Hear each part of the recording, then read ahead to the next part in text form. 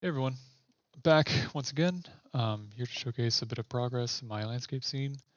Um, I've been working for some time now on an improvement for the foliage and the tall grass for these for this terrain.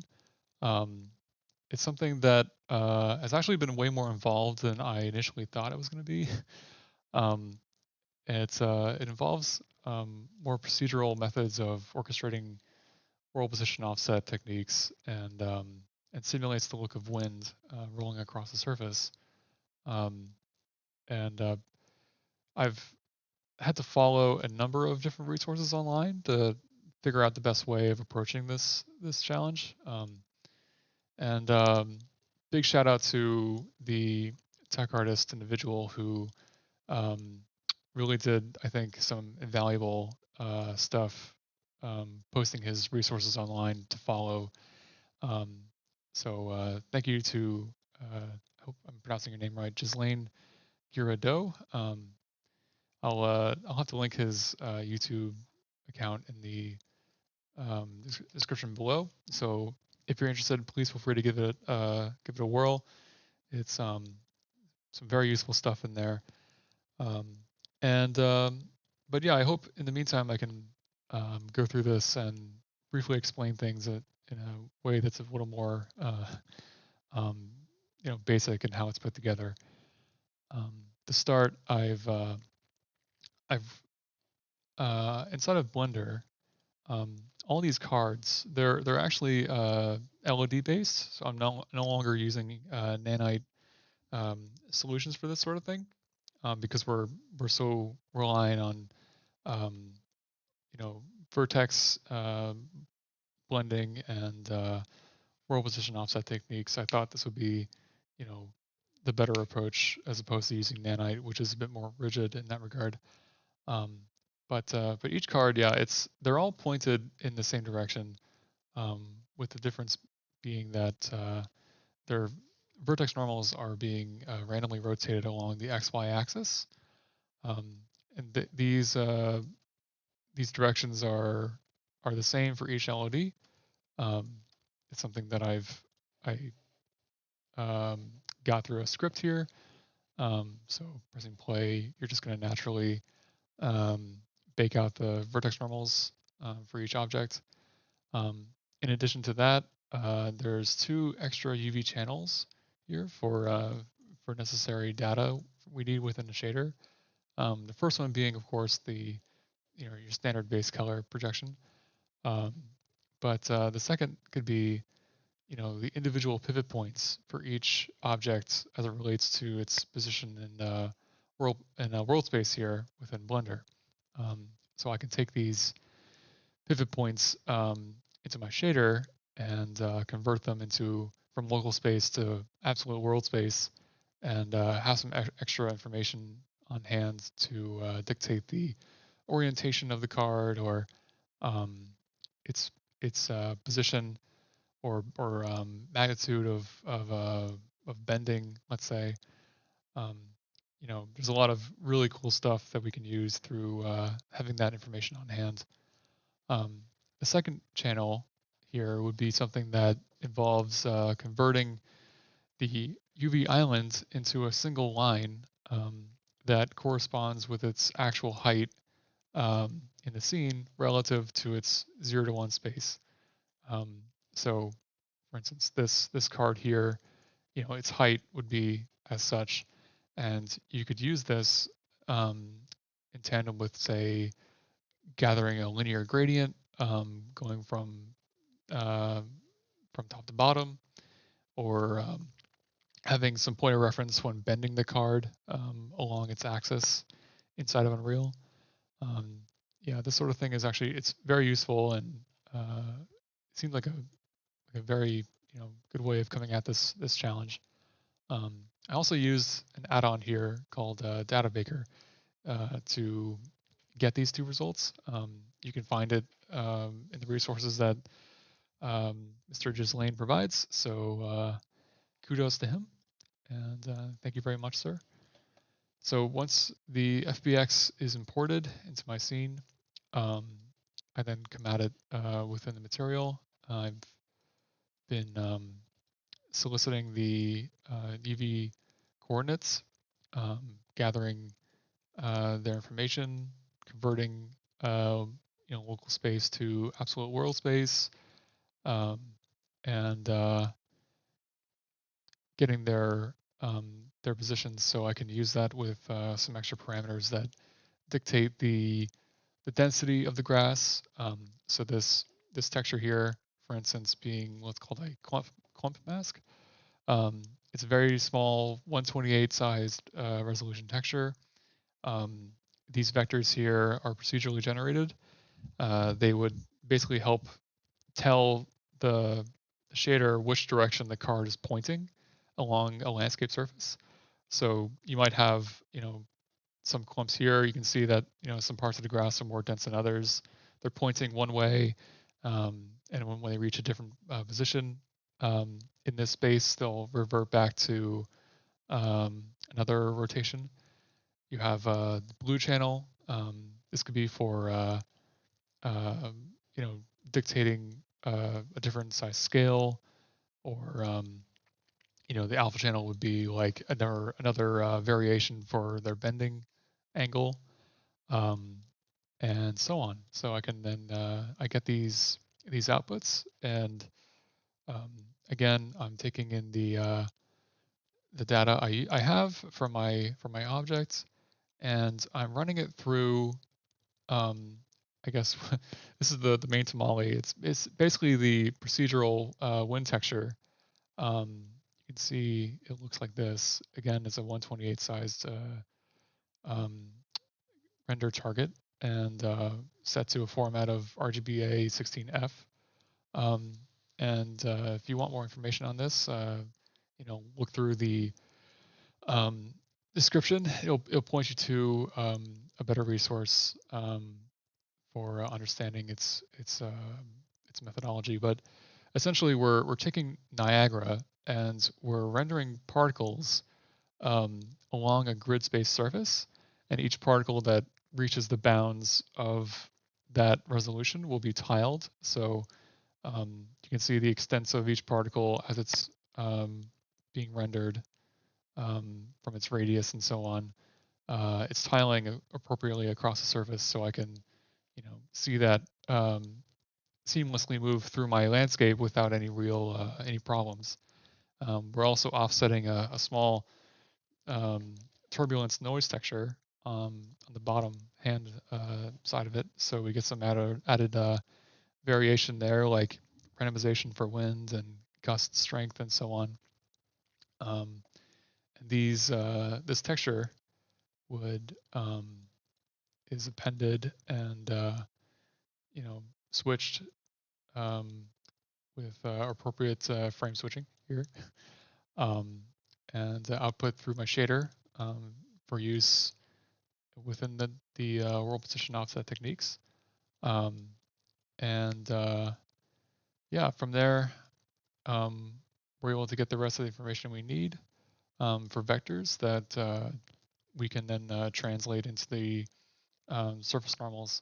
So because these cards are simply flat and we're reconstructing their position in world space, it's better to reconstruct the world space normals too. Um, so in a sense, we're taking those vectors and converting their bent normals into um, 3x3 matrices that can be um, converted onto the object in scene. Um, and I'm also using my tangent space normals to blend their vector transforms onto the interpolated world space normals um, through the use of this node here. And this method is a little complex and certainly hard to explain, but I hope that it's it would make more sense in resource I can provide. Um, but from then, yeah, I'm also playing with other methods such as how much bending is moving along the object according to that second UV channel. Um, and also we're also blending a bit of the constrained camera-facing cards or we're blending how much the cards will face the camera versus how much they're going to rely on their adjusted tangent in world space form.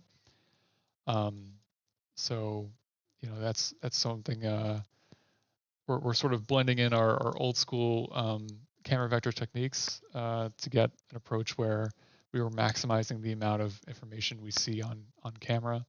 Um, for instance, you don't really want to see like the side of a grass plane. You know, we're trying to if we're putting a vertice into our scene, we want the maximum amount of efficiency of that rendered vertice. So we're not wasting any uh, you know room for asset optimization. You could play with this too. You could change the view space to camera space solely.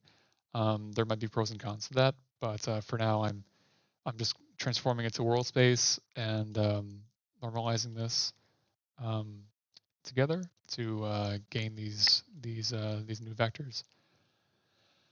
Um, so this is stuff that I would say works pretty well hand in hand, the normals and WPO. Everything else is pretty straightforward, though. It's just simple base color with roughness, as well as another texture used for masking purposes. I have our channel here for this guy. This is just random values baked out for each card in Blender. Different values correspond with different amounts of pixel depth offset that I'm using for the clumps of grass. So I can push back certain regions and have it look more 3D versus a simple 2D plane. Um, the G channel would be, your specular. B, which I'm not using here for the time being, is used for subsurface scattering. I can blend how much um, SSS I'm using on different regions of my texture. Um, and then finally, you have your opacity mask. Um, my textures are dilated um, as well, and I have some dithering going on. So I'm really trying to get away from that any sort of black outline mapping nonsense you might see when things are mipped down um, pretty small at a distance. Um, so that for now has been the go-to approach. Um, and once I have all my outputs, I'm just exporting it here. Um, and yeah, for the rest of it, like this wind material, a lot of it is or it's the attributes I'm gathering for it are based out of this Niagara simulation.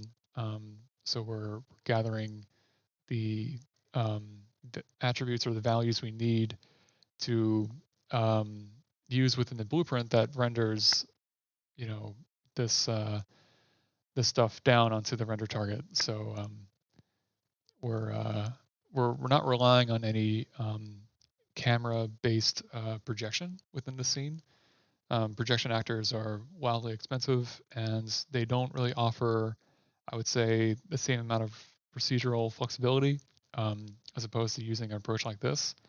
Um, and yeah, so we're basically getting the milliseconds on the for the render time on the GPU down to like 0.05 versus like a whole millisecond if it was being used with the projection technique. Um, so yeah, these methods were also used using custom HLSL code. This is like for drawing, our attributes and getting the wind values we need to solicit within the render target, um, and so on. So it's been it's very custom made in that extent. Um, here I'm just going through the turbulence offsetting. So just this, for example, controls the speed at which the turbulence texture within the render target is moving as it pans across the surface. This could be, um, our ticking, what we're getting with each tick, just generating the radius, the position, the particles, rotation, and so on, and then outputting all these aggregated results into our module, and from there I'm able to use a set of functions within my blueprint to um, export these forces into something that can blend it uh, together, and setting the value within within the wind direction. So yeah, pretty well thought out stuff in that sense.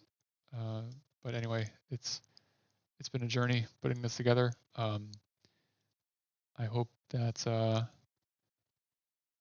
it can. It also leaves a lot of room for optimization. I'm gonna have to figure out a way of culling the actors as they move into the distance, likely making a new material for use in that regard. And I'm also, of course, going to improve the quality of my textures and add some more variety, maybe adding in some new variation with the foliage by painting it on the landscape, some extra nonsense, and then using PCG to have the cliffs or other static mesh actors, having them placed across the scene. For now, all this grass is placed within my landscape shader with the landscape grass output. So I'm controlling it in that way. I'm not using PCG for the time being. So yeah, I think that's the foundation of it. So once again, I'll link any resources I've used in this video, and please feel free to give it a shot. And then once again, thank you for watching. Hope you guys have a very lovely weekend, and I'll certainly keep you posted. So talk to you soon. Have a good day. Bye bye.